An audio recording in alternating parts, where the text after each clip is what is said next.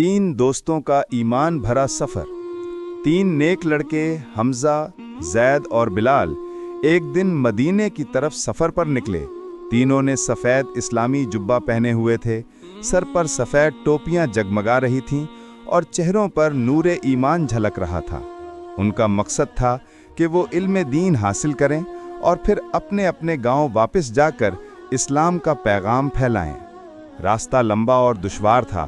ایک دن وہ ایک بیابان مقام پر پہنچے جہاں پانی ختم ہو گیا۔ بلال پیاس سے نڈھال ہو گیا۔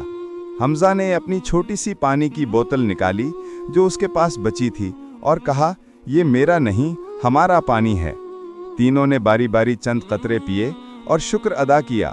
زید نے کہا، اللہ دیکھ رہا ہے، شاید یہی ہمارا امتحان ہے۔ شام ہوئی تو وہ ایک مسافر خانے میں پہنچے۔ بھوک لگی تھی مگر ان کے پاس صرف ایک روٹی تھی۔ تینوں نے وہ روٹی کسی بھوکے فقیر کو دے دی۔ اس رات وہ خالی پیٹ سو گئے مگر دل سکون سے بھر گیا۔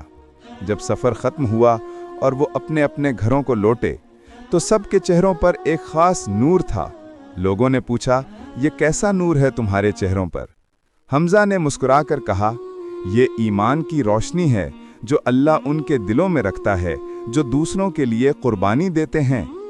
یوں تینوں دوستوں نے نہ صرف ایک ساتھ سفر کیا بلکہ اخلاص، ایثار اور ایمان کا سفر بھی طے کیا جو ہمیشہ ان کے دلوں میں زندہ رہا۔